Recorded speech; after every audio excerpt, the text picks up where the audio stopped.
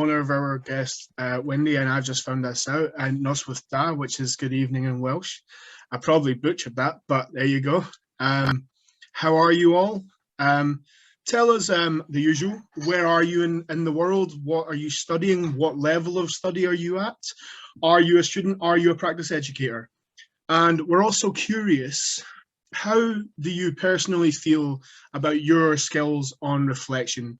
And maybe put it in the chat or take note on a scale of 1 to 5. How confident are you? 1 being the poorest level of confidence, to 5 being super duper confident, and you're more confident than Siobhan. So, you know, let us know. Thank you. I won't necessarily out who it was, Simon Bates, who said he would score a 5. But I'd just say I wouldn't necessarily always agree with everybody's personal scores, just so that people know that is my husband. We're not, well, he's working away at the moment. And so he's obviously gate crashed the webinar, but he's saying he's a 5 and he absolutely should not be a 5. So just so people know, I would just your own score is always very about yourself. He did say it was because you help him. So yeah. Well, there you go. I don't know, but I still wouldn't score himself as a 5. Whenever Simon asks me a question, like Kelly's question, what have you had for your tea? If Simon says to me, what's for tea? I say, why? And he says, I don't want to know why. I just want to know what's for my tea. You need a why in there, because that's reflection. So there we go. Everybody has just had an insight into our home life relationship there. But what I'd say is, wherever you score yourself on a scale of 1 to 5, that's just your view, isn't it? So other people might have a completely different view about your reflective abilities. So we wanted just to get an idea of where you would score yourself on a scale, as Dave said, from 1 to 5. And at the end of the session, we're going to ask you to come back again and revisit that score. Has your score changed during the session? Now, it might go up because we're talking about developing confidence today, but it might go down. And actually, it will be interesting for you to reflect on why that is, what your score is and where your score is going to go. So it's a really exciting night tonight. We have some new team members to introduce you to. You'll know if you're a regular attender that we've been recruiting, and we have now recruited some new team members. They're going to introduce themselves to you tonight. So I think they're probably a little bit nervous about talking, but please, show them the love that the Social Work Student Connect team does. And, all the new team members have been regular attenders, so they know what it feels like from the other side, if you like. Couple of other things. We are called Social Work Student Connect. The student bit is probably not true anymore because, Chris and Kat and Kelly, they're not students anymore. And we're always, we always welcome everybody, even if you're not a student. But it's the connect word that matters. The connect word is the central word for us. So as we go through talking about reflective practice tonight, there is something that connects every single slide, every point that we make. There's something that connects that. I want you to see if you can find the connection and then put in the chat what you think the connection is. And when we get to the end, then if you've scored a 5, you will know that connection. You'll be able to see that connection within a moment or two. So let's go straight into looking at how we develop our confidence in reflective practice. This is a back to basics session. We know people like our back to basics sessions because it takes you right back to those basics. And for me, this is the most basic thing we can do as social workers. Ask what, why, and how. Everything that we do should follow that basic problem-solving framework. So if you're working with a child and their family, or if you're working with an adult, you should be able to say, what's happening for this person? Why has this situation come about? How can I work with them to bring about improved outcomes in their lives? That is essentially what social work is about. Supervision means you should come away from supervision understanding the what, the why, and the how of everything that you're doing. This is the most important framework that we can use as social workers. My fear is that quite often in social work, we're so busy that often the why question falls off our agenda, and it becomes much more like, what's happening? How am I going to deal with it? What's going on? How on earth do I respond to this? and we lose our why. When we lose our why, we lose reflective practice. We lose the connection with theory. That's why my fascination, my passion is all about social work theory and reflective practice. That's my passion. And my passion lies in the why question. We always need to know why. Underpinning everything is a why. When we lose it, our practice becomes very managerial, very proceduralized. Probably most dangerously, when we're still in the middle of a global pandemic, the most dangerous thing about losing why is it's a medical model way of working. Because the medical model is, what's the diagnosis? How do we treat it? What's the prescription? How do we dispense it? There's no why in the medical model. We bring the why in. So, looking at what is reflective practice, why is it important, how do I do it, can be really helpful to you. And that could be our back to basics session. But what we thought was we'd actually extend that tonight and look at some additional questions. So we're going to look at the who, the when, and the where of reflective practice. That's what we're going to be looking at. And that's where our back to basics bit comes in, just looking at some of those really basic questions around reflective practice. Now, whenever I'm thinking about back to basics, and let's be really clear and try to, get rid of a lot of the academic jargon, and let's keep things clear and practical and applicable, I always start off with just looking at defining the word, so what am I talking about? But actually, we have done lots of webinars that define reflection. So we've already got, a whole host of webinars that look at, webinar 2, just the second webinar that we did was all about the basics of reflective practice. Webinar 4, reflective writing, that's had more than 13,000 watchbacks on YouTube. We know it's really popular. I'm not going to do another webinar on reflective writing because I think that was a great webinar and you can just go back and watch it. So go back and watch that one if you've not done. And then we've also done webinar 10, sharing self-developed models of reflection. So we've done lots of different, and we've looked at reflective supervision as well. And we've done lots of sessions looking at different aspects of reflection. So I thought, well, I can't start off by defining reflection because we've done that. We've done that lots of different times. So what I thought we'd start with, because we said today was about developing confidence in reflective practice. For me, I thought, okay, well, start off then looking at, well, what is confidence? What's the definition of confidence? How do people become more confident? And really, to me, confidence is a feeling. You can feel confident. No one else can judge whether you're confident. Lots of the time, people say to me, oh, you come across as really confident. I'm not. My knees are knocking. I'm scared. My voice can be quivery a bit. I might seem confident, but I'm not. There's only me that knows whether I'm confident or not. You can come across as confident, but whether you feel confident is an inward thing. So that's why it's helpful to think about your score. What score would you give yourself? Because it's an inward thing. The dictionary definition is all about feeling sure. So if you look at what I quite liked was this, I found it when I was trying to look at what is confident online. I found this about children's mental health that talking about confidence, and it said confidence means feeling sure of yourself and your abilities, not in an arrogant way, but in a realistic and secure way. Confidence isn't about feeling superior to others. It's a quiet inner knowledge that you're capable. Confident people feel secure rather than insecure, strengths to handle whatever comes up. They feel ready for everyday challenges and they think I can instead of I can't. So confidence defined in that way, the key connector of tonight is already in there.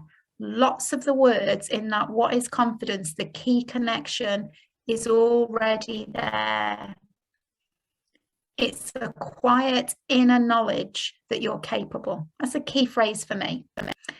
Or the first words in both definitions, just the general dictionary definition and this wider definition around mental health and confidence, is about feeling sure of yourself and your abilities. And maybe some people do feel like, you know, I'm a 5. I feel very sure. But actually, really, honestly, I feel the more reflective you are, the less certain you are, the less sure you feel, actually. Because really, reflection is about asking lots of questions. It's not really about having lots of answers. Sometimes it's about uncertainty. And the only thing that is certain in social work is uncertainty. You know, we're never going to be sure really about many things in social work. And so John Burnham's phrase, he talks about reflexive spaghetti. And I love that phrase, because when I'm really reflective, that's how I feel. I feel like I've been surrounded by a load of spaghetti. My inside of my head feels like that sometimes when I'm being completely reflective. And so certainty, I don't think certainty is there. I don't think sure is right. I think it doesn't work. So then I thought to myself, oh, good grief, Siobhan, you've put on the, you know, you've told the team we're going to do developing confidence in reflection, and you can't even offer that in the webinar because you're not even confident yourself. You're full of spaghetti. You're full of reflexive spaghetti. But then I was thinking, actually, you know, reflection can be really difficult because it can create a crisis of confidence. Especially at the start of your career, that can be really difficult because you almost feel a pressure to know and to be certain about something. And I think sometimes the longer I've been qualified, the more comfortable I feel about not being sure. Actually, early in my career, I felt like I needed to be sure and certain. The longer I've been qualified, the more comfortable I am with that level of uncertainty. And so at that point, I'm going to introduce our first team member. Our first new team member is Kai. And Kai, you've already unmuted yourself. We had a laugh about staying on mute when you're talking. You've already done it. So look, you're right there already. So I'm going to hand over to you for a little while, Kai. Thanks very much. So hi, everyone. I'm Kai, and I'm a first year BA social work student at London South Bank University. Having worked before in software and lots of other IT bits. So obviously being in first year, I have quite a limited experience with reflection.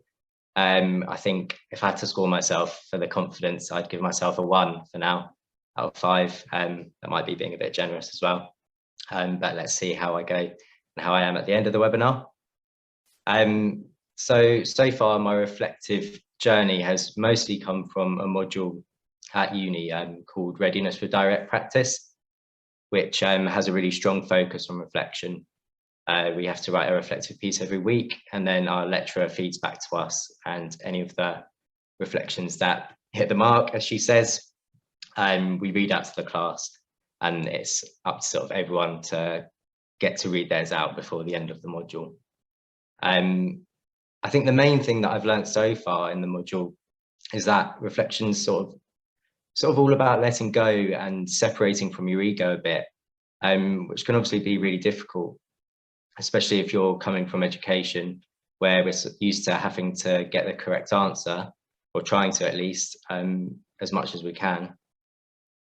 And so you may well be used to being a straight A student with all the answers, although I definitely wasn't. But you need to remember that reflection is also about what we don't know and growing from what we get wrong. I've loved learning about reflection so far and learning to look within myself a bit more. Before social work, it wasn't something I really did at all.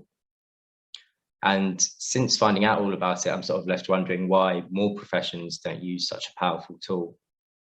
And so for those of you that are watching and thinking about studying social work, or if like me, you've just started with your course, then I'd really recommend staying switched on for this webinar and paying some really good attention to what the rest of the team have to say.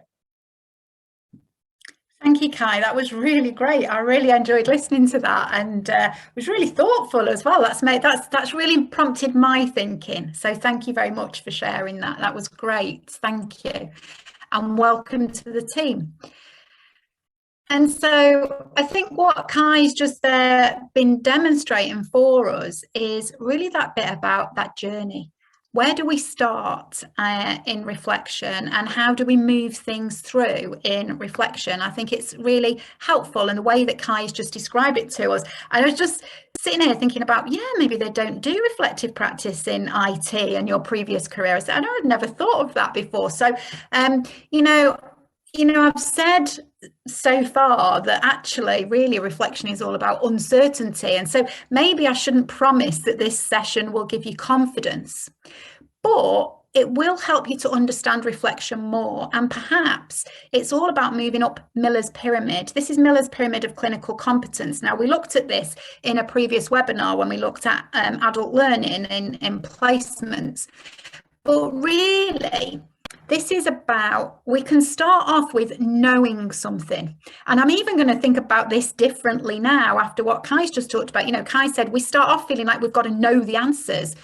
But actually, you can know something without actually understanding it. So that it's very basic, isn't it? Just being able to know a correct answer. But Miller's pyramid says that when we're learning to be a professional, we start off by gaining knowledge. So we have some knowledge about legislation or theory, or we know something. Then we start to really understand what that means. And then when we go into placement, I mean, Miller wasn't talking about social work, but I'm applying the pyramid to social work. When we go into placement, we start to show that we can reflect. We start to show that we can use theory in practice. We show that we have communication skills and so on. After a while, we don't feel like we have to show them anymore because we can just do them now, and you do them without necessarily thinking about, I've got to show this to my practice educator. You can just do them. Eventually, when you've been a social worker as long as I have, and as long as Wendy is going to talk to you later has been, I think we just become a social, you just are. I've added on is to the end. Miller's pyramid ends at does, but I think I don't do reflection. I think it is, I am reflective. I think you go beyond almost doing something to being something. And for me, this is about reflection, isn't about doing it. Yes, we've got to know about reflection. We begin to understand reflection and we show our reflective skills. But then I don't think we do it. I think we be it. I think it's a change there at that point. So I think it's important for us to recognize that maybe I can't offer you confidence, but I can help you move up Miller's pyramid. So thinking about the pyramid and how we move up and how we progress, I'm just going to return to thinking about the steps of reflection. Now, we did do this in webinar 2, but I'm going to revisit it. I don't like to too much repeat what we've done in previous webinars, but we have done 63 now, so there's always going to be something we've done before. But the steps of reflection, I think, are really important and worth revisiting. These also demonstrate to us growth and progress through our career. So I think, and if you look at, particularly say if you look at the standards for social work in England, and we have various different sets of standards, but if you look at the different sets of standards, then what we see is first placement students, the expectation is you're at reflective step. By final placement, you would be at the critically reflective step. And then when you get into first year in practice, and in England, that's an ASYE, in Northern Ireland, AYE, in Wales, it's first year in practice onto consolidation, you'd expect to be at the reflexivity point. And what I think is really interesting is our new team members represent first years, second years, and third years. And I think you can see our steps almost in what people are sharing tonight, really. And I think everybody's at the step you'd expect, if not above, if not beyond where we would expect. But if you think about where should you sit on here, should you be at reflection or critical reflection? How do you make that step up? So let's just take a look at what we mean by each of these. Well, reflection, it's about thinking. It's just about constantly thinking, persistently, actively thinking things through and connecting your thoughts with your actions. It's about exploring your thoughts and developing insight, and it's about your feelings and your emotions and your learning. And it's not just with hindsight. We're going to explore that a bit more, because my fear is at university, a lot of reflective teaching focuses on in hindsight. So that's reflection. Everybody needs to be there. You know, we're really at this point of really being able to connect our thinking and our doing. And that's first year students, we should all be at that point. But then final year students, when you just get into the point of qualifying, sort of final placement, the expectation is you've taken the step up. So the little jelly baby there is walking the step that the students do from reflection to critical reflection. So what's the difference? How do you make that step? Well, that step is all about stepping from adding everything into reflection, but adding something else. So you carry on doing the bottom step and then you add on something extra. Lots of time people say to me, well, critical reflection, that's looking at what didn't go well, isn't it? That's criticizing yourself. And it's not. It's a connection of critical theory with your reflection. And we've looked many times in these webinars at critical theory, and critical theory is all about power, understanding power and the socio-political context of practice. It's about going into enough depth to create change in your practice. So critical reflection is about power, socio-political context, understanding the context of your practice, going into enough depth to create change.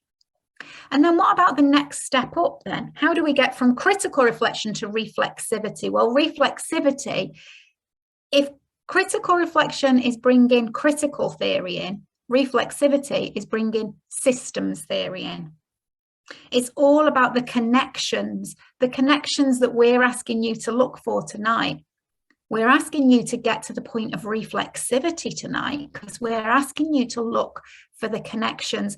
And the connections might not always be immediately apparent. I haven't told you at the beginning what I'm using to structure and connect tonight's session.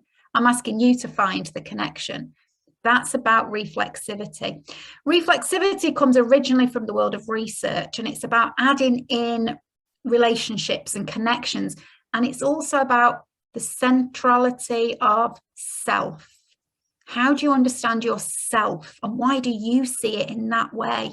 Really, it builds on what Kai was saying about how we understand ourself and how we, in some ways, begin to separate ourself and understand what's going on around us, but then reconnect all of that together. So that's what reflection is, all of those three things, how we separate it out, how we build on those steps, how we become more confident. Now, a lot of people say to me, Siobhan, reflection, it's about looking back, isn't it? No, it's not. It's not about looking back. That's part of it. But it's about the whole of your sight. It's not just hindsight. It's also foresight. So it's looking ahead. And it's also insight, knowing yourself. So it's all about every aspect of seeing and sight. That's what reflection and reflective practice is about. But sometimes that sight isn't clear, and we have to focus it. We have to bring some focus in. How do we do that? How do we bring that focus? And unfortunately, tonight, our next team member, so her photo's on the screen so you can have an introduction to Julianne. Unfortunately, Julianne is poorly tonight and she's not able to be with us. I think she might be listening in, so we hope you get better soon, Julianne, if you are. But Julianne is not yet a social work student. And Julianne was brave enough to contact us when we said we're recruiting. And she said, look, I want to be a social work student. I'm doing my level 4 now, and I want to move on into social work. So we said, yeah, come on board. Actually, it's great. But what Julianne said about reflection when we were preparing for today was, she said, well, I'm only just starting to learn about this. And it feels as though it's all a bit above my head. Now, it isn't above Julianne's head, but that's how it feels. But she said, at the moment, I'm really concentrating on trying to reflect during the act. That's what I'm trying to focus in on. And that shows it isn't just about hindsight. It is about reflecting in the moment. So lots of you will have thought about the stages of reflection. You'll have learnt about the stages of reflection in your training at university. Siobhan talked about 2 stages. Siobhan talked about reflection in action and reflection on action. Reflection in action is what you do in the moment while you're thinking, how you change things up as you're going along. I know as a trainer, since the pandemic, my reflection in action is much harder because I'm not in a room with people anymore. I can't gauge the feeling. I ask the team to keep their cameras on in a session because I can have a look and they look like they're nodding or they're agreeing with me, or they can look a bit bored and I think, oh, I best move on now. That in the moment is really important. That's how we draw on our senses when we're reflecting. And I think remote and virtual working has really impacted on that sensory information that we draw on in our reflection in action. So I'd like you to maybe think about that. Reflection on action, that's the hindsight stuff. That's the stuff everyone talks about. That's the looking back. Now, most of the time, your university teaching, your reflective writing will be all about reflecting on action, because you're almost asked to do something and then reflect on it and write about it. So I think that's why a lot of people get themselves focused on that's what reflection is. But it is only one stage of reflection. A really important stage of reflection that Siobhan didn't even talk about, but was added later by Killian and Tottenham, nearly 10 years later. They used the same phrasing that Siobhan had done because it had been so popular, but they said, look, you've missed a bit. You've missed a really important bit.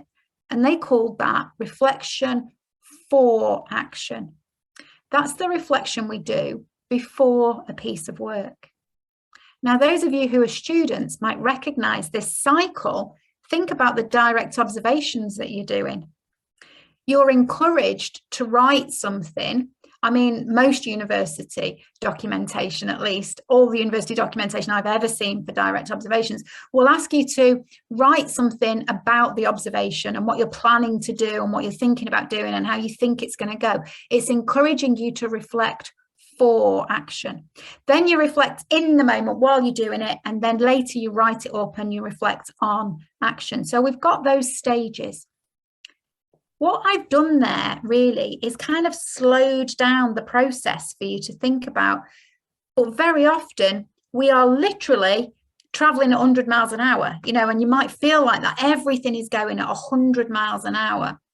And we need to slow things down.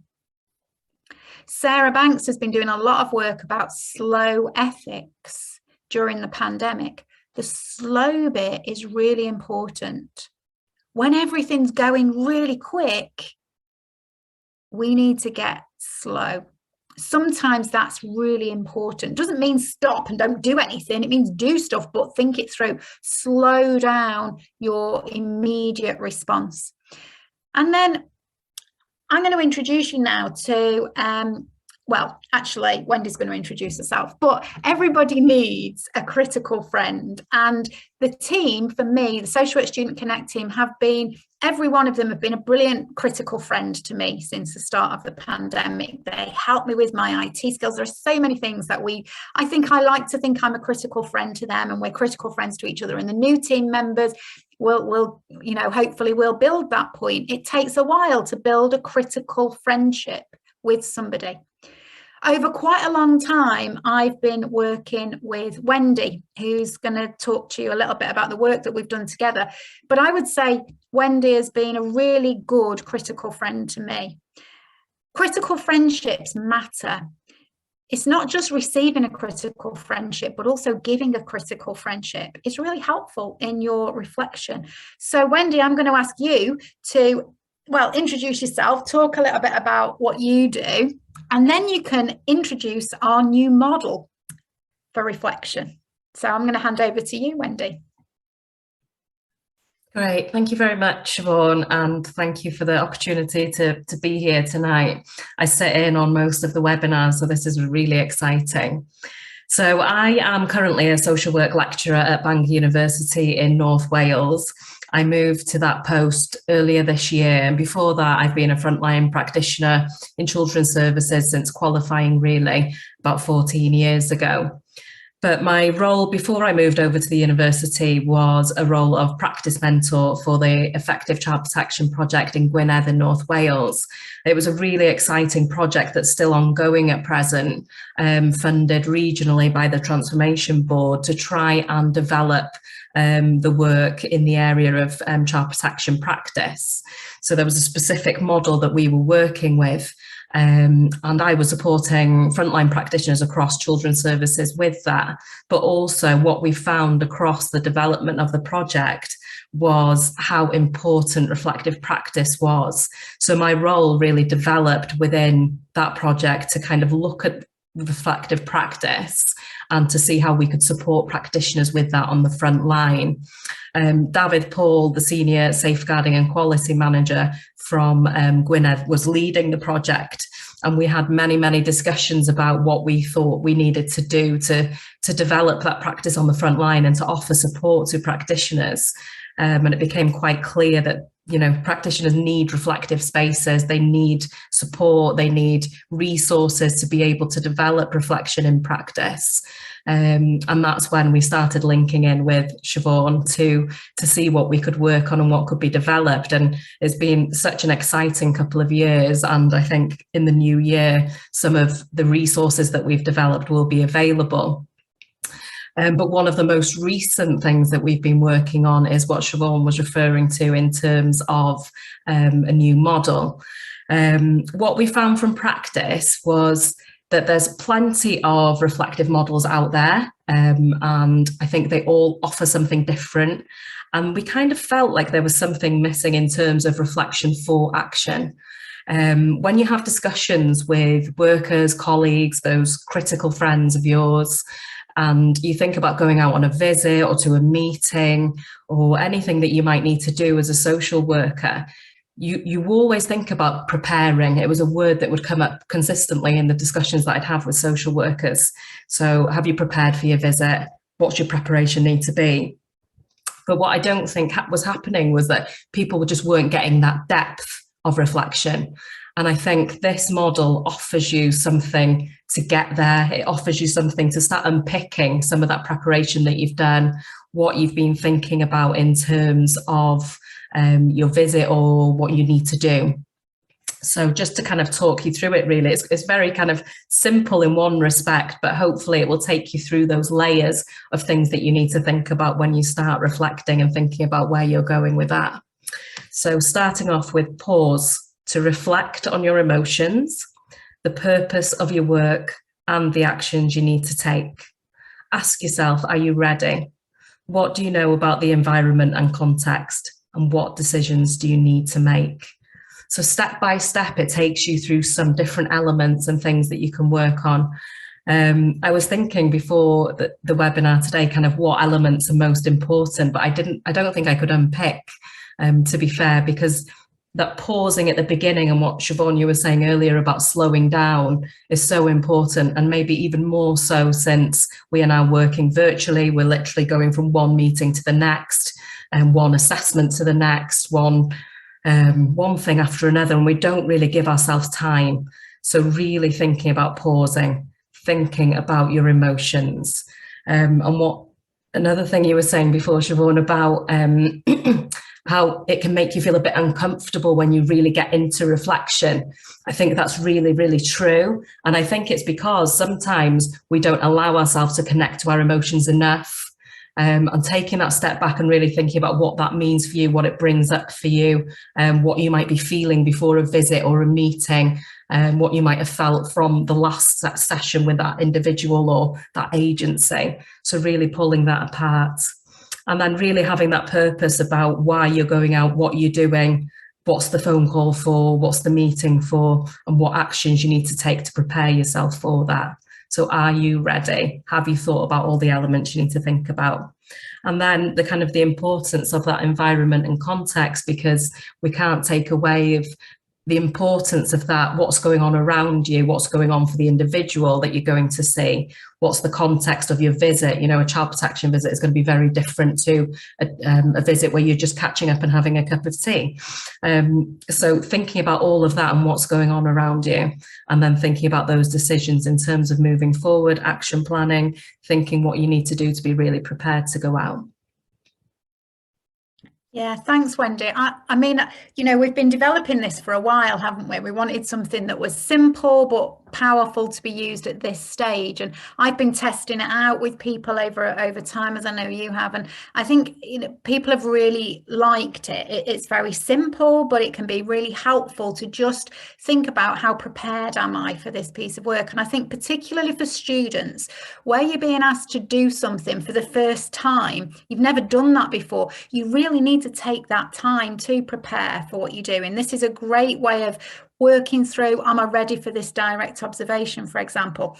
But a student said to me quite recently that she'd used this to think through a piece of work that she was going to do. And when she reflected on her emotions, she actually felt really quite scared about what she was about to do. And she felt scared because really she'd never been asked to, you know, she'd never been asked to do this kind of work before.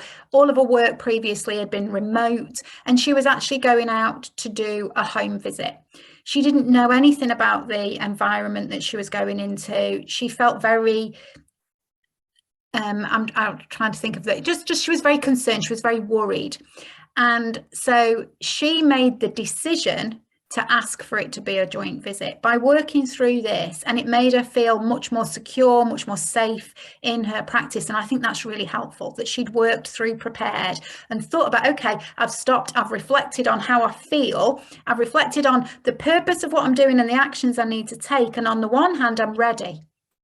But then when I think about the environment and the context, I feel really quite, you know, worried. I feel very concerned. I'm quite anxious.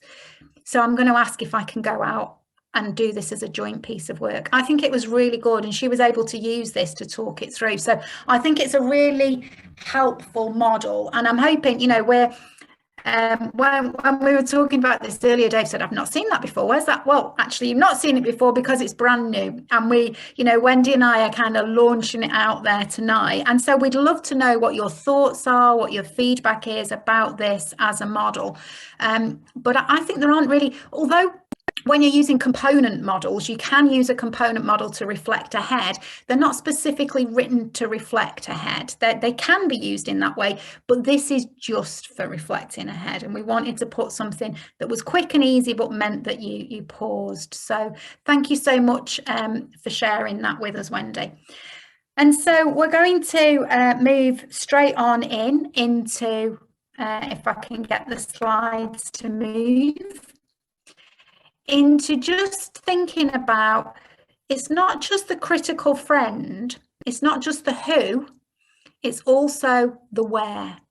So if you take some time to think about the spaces of your reflection, as Wendy was saying, we're mostly working remotely now, and we're literally clicking in from one meeting into another. And that can mean that sometimes the space for reflection isn't there.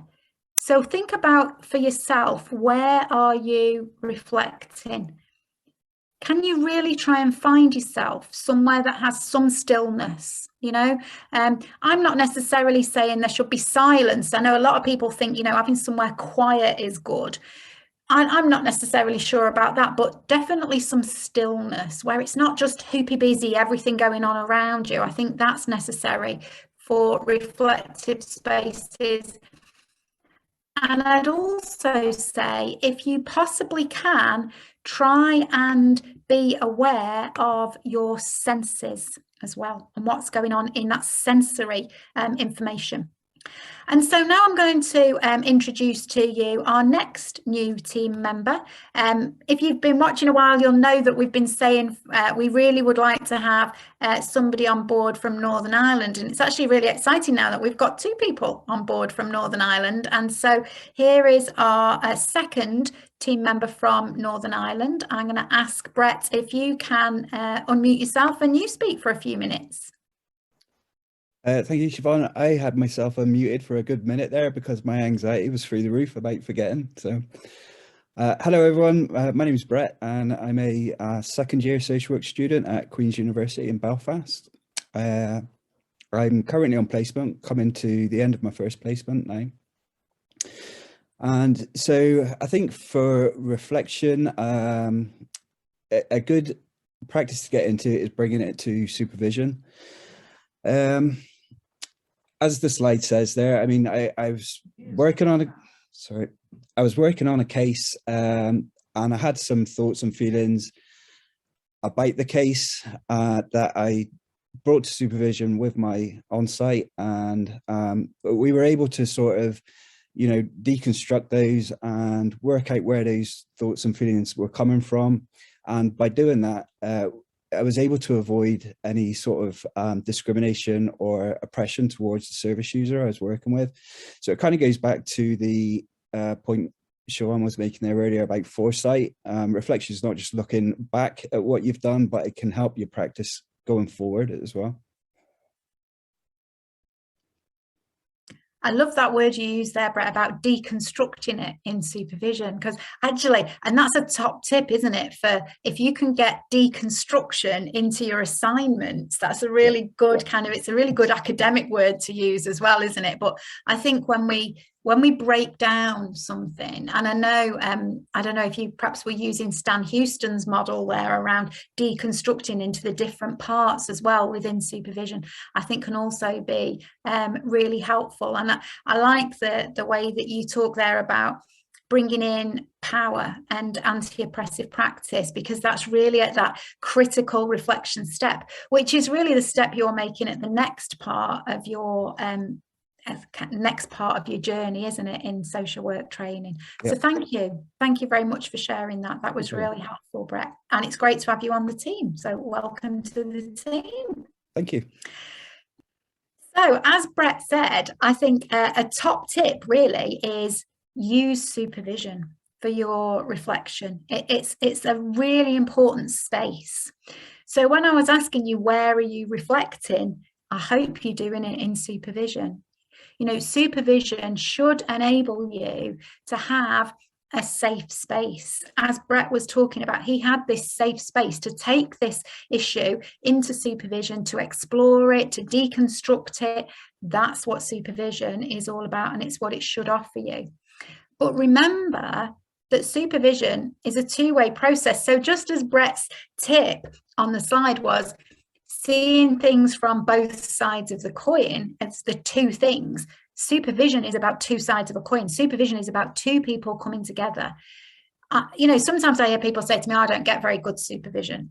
There are some situations where that happens, but actually a lot of the time it's about, well, what are you putting in? What do you take to supervision? Because that's going to be a little bit about what you get from supervision. So can you make sure, you need to make sure that you are preparing effectively for supervision, because you'll get out of it what you put into it. And so we're going to introduce to you our next new team member. So Jenna, if you're ready to unmute yourself, then that'd be fab. I'm going to ask you to introduce yourself, Jenna, to the team. Hello everybody, I'm Jenna and I'm currently studying my first year BA social work degree at the University of Hull. I would say on a scale of 0 to 5 for confidence, I'm probably going to knock a 2 out there, possibly a 1.5. I am quite confident, but reflection's very new to me, with me being in my first year. Reflection's very new. I remember when I was in my access course with the study skills, and I just found it awful reflecting and writing in the journal, and how grateful I feel now that they do that, because you need it for university. It's a fantastic thing to have under your belt. It is very good practice. But within mine, I'd like to speak about the self and regarding honesty. I think if we're honest with ourselves regarding reflection, it can help give us a deeper understanding, which can in turn help to enhance emotional intelligence. We've just been set our first assignment in one of our modules, which was to write a reflective piece. And the first thing I did was went on to Google example of reflective writing, what my teachers want to say. And I really approached it with such an academic agenda. You know, I want a good mark, I want this, that, the other. But then, you know, I sort of sat back on the drive home. That's where I do most of my reflecting. And I thought, well, that's not being honest to myself. I'm writing for them, I'm not writing for me. I can't learn from my reflection. If I'm writing for somebody else, what can I take away from this? So I stripped it back. You know, I employed the use of reflection models, try and break things down, give some structure to my thoughts. I mean, I think it's important to know which models are out there, because I think there's so many. It's finding one that suits you. There's so many. You might think, oh, that's a good one, but then you will see one. I found the reflective practice cards, Siobhan's reflective practice cards, amazing. They've got all the models in there, breaks it all down for you. You can understand it, and it's super attractive, pretty cards. So just looking around like that was really good. I think it's also healthy to challenge your own values and beliefs. Don't be hard on yourself, be honest. You're reflecting for yourself, not for anybody else. You're taking away something from that, nobody else. It's all for you. I try to take as much of a holistic approach as I can. I practice meditation, yoga. I sit and reflect a lot. And as the new model shows, pause. Pause is very important. So yeah, I think if I'm just going to finish this up with a tip, because I'm super nervous, if I could just wrap this up with a tip, I remember from the webinar for reflective writing webinar, Siobhan had mentioned the highlighter tip. And basically, if you're doing a reflective writing piece, look at the description, look at the reflection. If you highlight, for example, description in yellow, and then you go in and highlight your reflection in pink, and you look at that piece, it breaks down. You don't need to tell a story. Keep your description, get to the point, keep your description short and sweet. Put a little bit of a break on that and accelerate on the reflection. So you want to see more pink. There's other bits that you can pop into that, such as a series in a different colour. But I just found that really helped me to stand back and look and take into perspective how much description and storytelling I was putting into that. So yeah. Thanks, Jenna. I really like that top tip. It was a top tip that a critical friend gave me when I was, I was an experienced worker, but I was doing a qualification at the time, and it is a great tip. So I'm glad it's worked for you. And there was no need to be nervous, because you were great, and welcome to the team. I think it's brilliant that we've got people who are joining the team now, who are at the beginning of their social work journey, because literally we've been doing the webinars so long, all of our students are kind of graduated. So it's great to have people at different stages of their learning in their career. So thank you very much for that. And you know that as a team, what we all did was over the weekend, everybody sent, this is what I would like to say, this is what I would like to say. And when you sent what you wanted to say, Jenna, I was thinking, yeah, absolutely, you've got that. It's spot on. It's really spot on what you say, and it is important to be honest with yourself. It is important. But then one of the things, you know, you've just said is, look, you're reflecting just for yourself. And when you are, you've got to be honest with yourself. But sometimes you're not reflecting just for yourself. And that's the problem is, I think, and you'll know, I think I probably said this in that webinar 4 on reflective writing, are always completely honest with ourselves, because what we're trying to do is we want to meet the learning outcomes. We want to make sure we address all the standards. I've just recently written a reflection. I'm not even sure if I should say this out loud. I wasn't planning it, but I just recently written a reflection for Social Work England. And I know, I've still got to meet that CPD standard. I've uploaded loads of CPD, but I've still got that standard to meet. So I'll just write this. I'm not certain it was really a true reflection, because what I was trying to do was just meet a standard that I'd not yet met in my CPD. So I think we're not always, sometimes we use, but maybe that wasn't reflection. Maybe it was just, I'm writing something to meet the standards, and maybe I just need to be honest about that. So that's made me reflect and think about it. I think it can become a bit mechanistic at that point, you know, but I hope, because I do think what you said is really important, so I hope that you maintain that honesty with yourself even when you start writing these reflective accounts and that first reflective assignment you've got to write. And I didn't know you were going to hold up the reflective cards, we didn't know what we were going to do when we put the slides together, but what I would say is that the reflective cards, you've mentioned them already, but they are really helpful, I think, in terms of opening up your ability to reflect. There are lots of different prompts on there, and take those prompts and use those prompts. Don't get set in your ways, you know, don't get stuck with one model. So as Jenna said, there are loads of models and you might think, oh, I really like that one. Well, actually, when you've used it a few times, it's no longer prompting your thinking because you know what's coming next and it becomes mechanistic. So you have to mix up the models that you use. And the whole idea of the reflective practice cards is there's 52 cards. There's one for each week of the year. You can take a different card to prompt your reflection that week. The whole idea is you can't just switch reflection on when you come to write something. You need to be reflective all of the time. So now we are going to introduce our final new team member, who I think are you there? Are you going to unmute yourself, Tony? And there you go. You've got the headset on and everything. You look like you're really geared up for the whole thing with the headset there. Hello, so my name's Tony. I'm a third year student at the University of East London, and I'm currently doing my placement at a local authority in London within the CLA department, so that's Children Looked After department.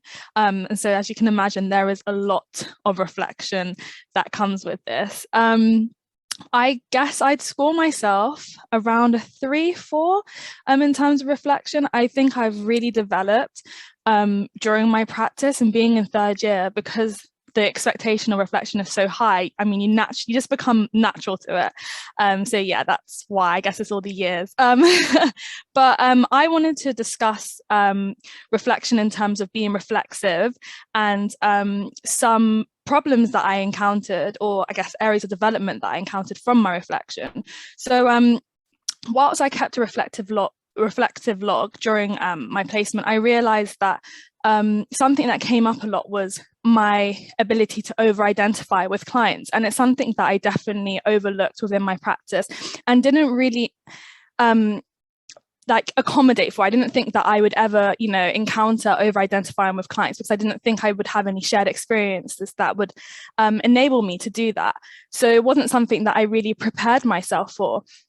But I realized, having clients that came from similar socioeconomic backgrounds and more specifically ethnic backgrounds to myself, I over-identified with them, and it impeded my practice a bit in terms of, maybe extending meeting times of people. So instead of having a 1-hour meeting with a Black woman, I might extend it to an hour and a half to accommodate her feelings and emotions. And I thought that it was something I didn't have to worry about. I thought, I was helping her, so I was being professional. But I quickly realized that I was pushing professional boundaries as a result of my over-identification. So I did a lot of reflection and dug a bit deeper into why I was over-identifying with clients. And I realized it was to do with my experiences and who I am. I looked into the PCS model, which Siobhan McLean, details greatly in the Theory and Practice book. I highly recommend that book because it really helped me understand why I was going through what I was going through. And I understood that, I was experiencing discrimination on a personal, cultural, and structural level. So when these clients came and explained the systemic racism that they were experiencing, or systemic discrimination they were experiencing within structures, I, quickly gravitated towards that and was able to identify with them. And I almost saw myself in the client. And so I wanted to help them. And I thought, I was helping them by overextending meetings and meeting them after work hours. But in fact, it was really greatly impeding my practice. And that's when I noted that I had to be reflexive whilst I, was practicing. I had to be reflexive in practice. And I had to do things such as being very strict with my meeting hours. So not allowing the meeting to go over the designated time by, you know, summing up the meeting in a nice way, and also not oversharing, because that was something I found myself doing. So when clients would come to me and talk about their experiences, or what they had encountered in the weekend, I often found myself, you know, empathizing with them, but also sharing what I had gone through. And using the ability to be reflexive, I started to stop myself from talking and became an active listener. So whenever I, you know, thought in my head, oh, I can talk about what happened to me last week, and, you know, I can really shout out this client, I quickly said, okay, Tony, go into active listener mode and listen to the client rather than sharing with them. And that greatly helped me. I needed that knowledge to understand why I was doing what I was doing. Another great concept that helped me a lot was counter-transference and transference.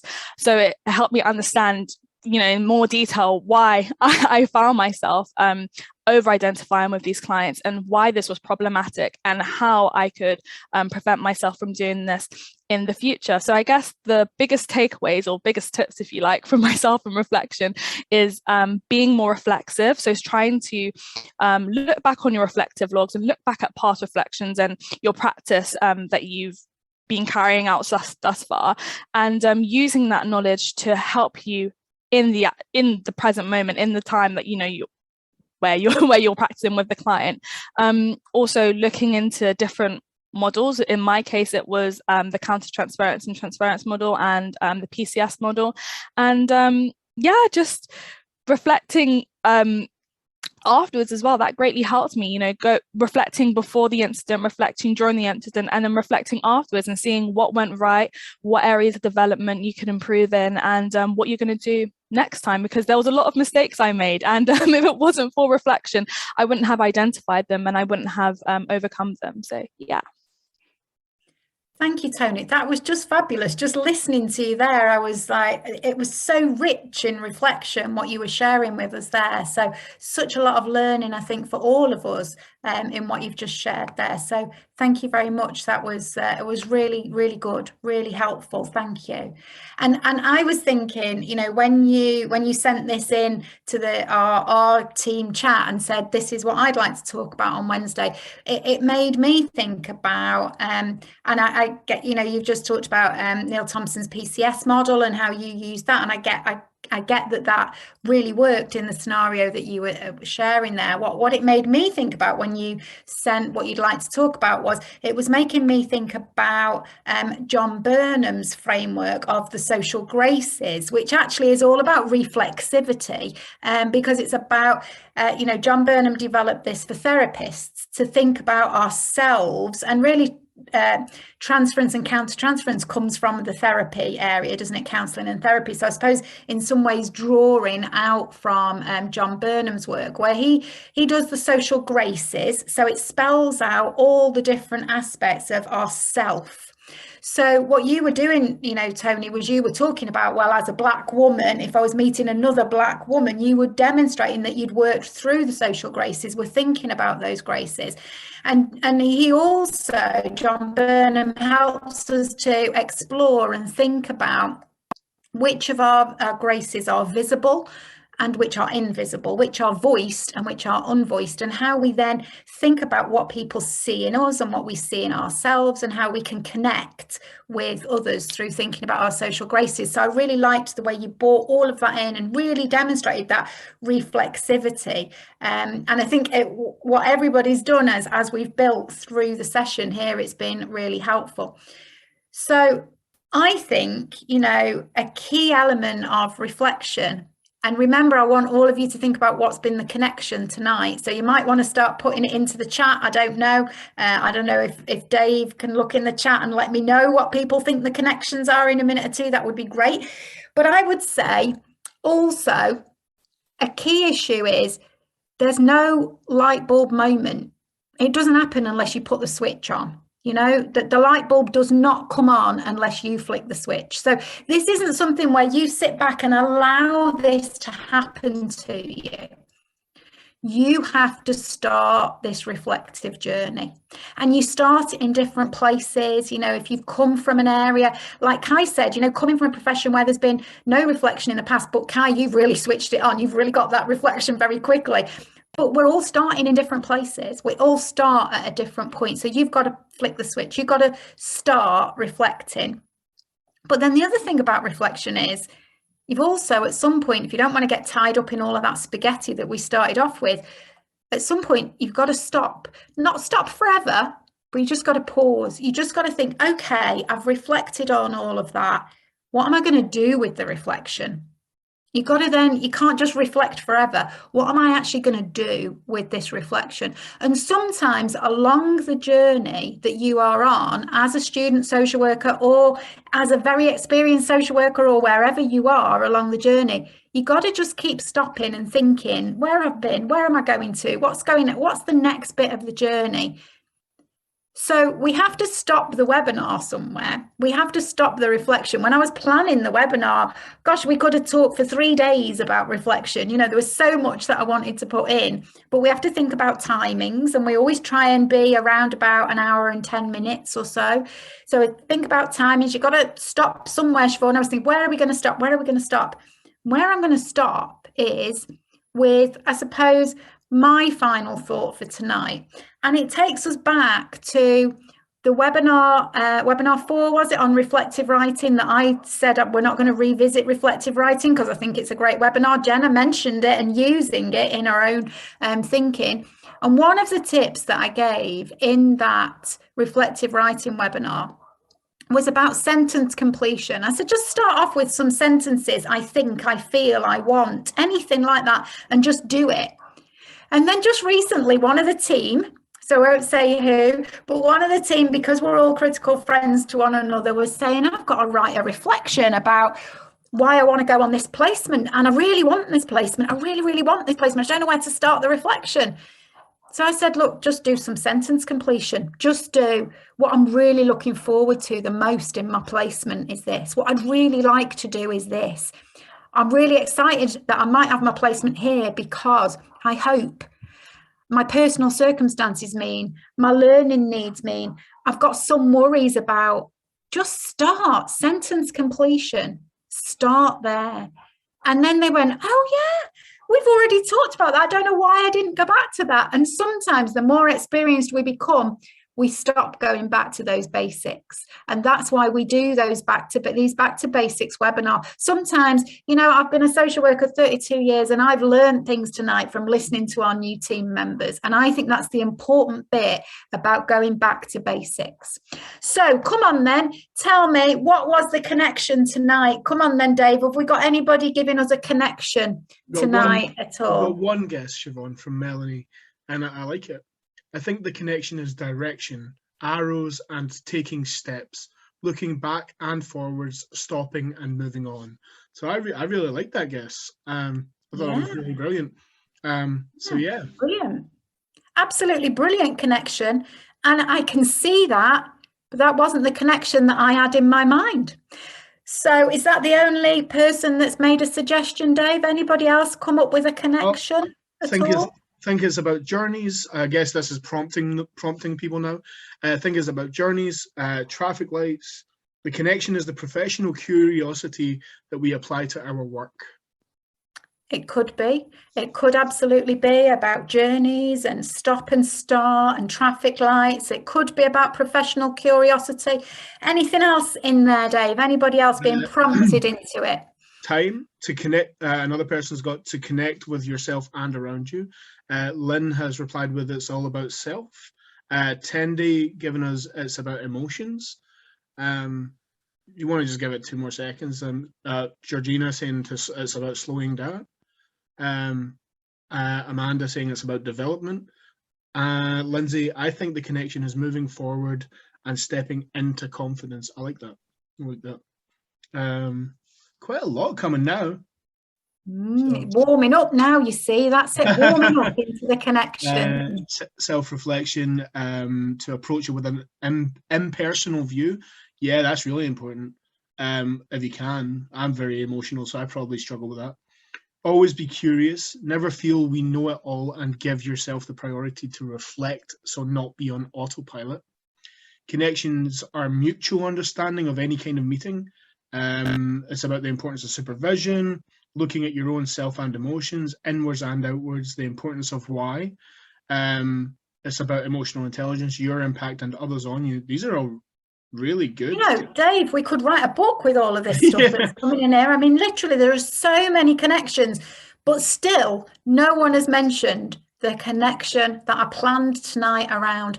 And this is the key thing, is you see what you see. All of those connections are accurate. And I'm listening, I'm thinking, oh, yeah, that's a connection. Oh, yeah, that's a connection. But everyone is going to see a different connection in the same situation. And that's what reflective practice is about, isn't it? You see things as you are. You don't see things as they are. You see them as you are.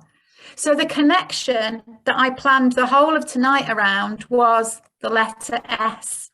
And I got the letter S from the first slide where we did the dictionary definition, where it says that confidence is all about being sure. And I thought, it can't be about being sure. No, maybe it's about being secure. It's about our strengths. It's about our skills. I went all the way through, look at all of those letter S's. And then Jenna said, well, it's about keeping it short and sweet. And I thought, well, there's one of the S's that you missed, Siobhan. You didn't put the short and sweet in there. So there are so many S's. We've talked about all of these things in some way tonight, and there'll be more S's that I skipped, that I didn't see. I think I got 39 S's when I was planning the session tonight. So for me, the connection was the letter S. Nobody else saw it. I even started to highlight the letter S on the slides as we were building, and no one else saw it. That's the thing about reflection, is you only see what you want to see, or you see what makes sense in the situation for you.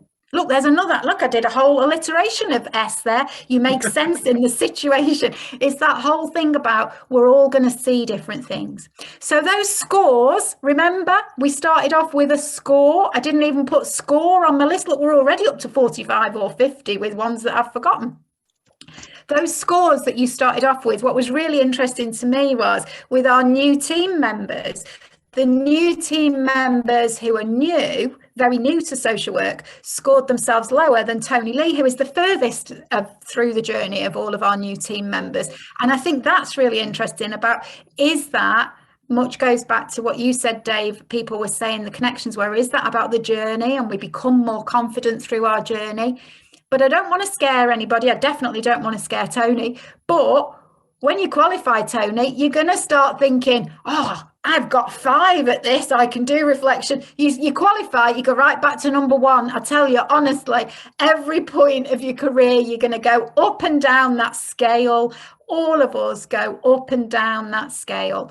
So tonight isn't about taking you from a number 1 to a number 5 in an hour-long webinar. It's about helping you to go back to some of the basics of reflection. I do hope that you'll find the model that Wendy and I have worked on for Reflection for Action helpful, and it'd be great to have your feedback on that, actually. And you can contact us through, well, on social media or through the webinar's email address to give us some feedback about that model, which is brand new, but we think will be helpful to you. Siobhan. Yes, Dave. Where can people find the model now that is being launched? Well, you can't really so far. You can only find it here so far. So, but you can reference it to a webinar. You can reference to a webinar for now, but it will be referenceable early next year. So we'll keep you informed about that. That's the meeting that we were saying the other day, that we were saying earlier, that we've got in the next day or two. So thank you ever so much for joining us all tonight. We've still got 3 sessions left of this season.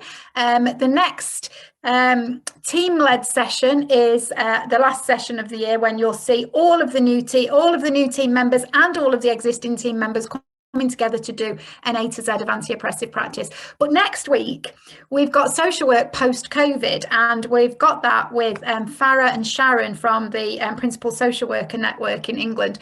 What's fascinating is we planned this so far ahead. They called the title Social Work Post-COVID. And I think that was a really hopeful title. You know, maybe social work in the midst of COVID might be a better one to have as a title. But that's what we're going to be talking about. We're going to be looking at new ways of working and really thinking that through. And that's going to come from the principal social workers, Farah and Sharon. Then we're doing a session on friendship, and maybe critical friendship's a key part of friendship. And then we'll be looking at anti-oppressive practice. And then we're back next year for loads more fabulous new season. But thank you ever so much to everybody for attending tonight. I'm sure you'll have found the chat helpful. I can never see it when I'm joining along, but I don't think there were any questions, Dave, were there, that weren't answered? Everybody seemed, I think all the questions got answered, did they? Yeah, everyone's questions got answered, yeah. So great. Well, thank you ever so much, everybody. All that's left to do then is to say good night. Night, everybody. Bye. See you next week.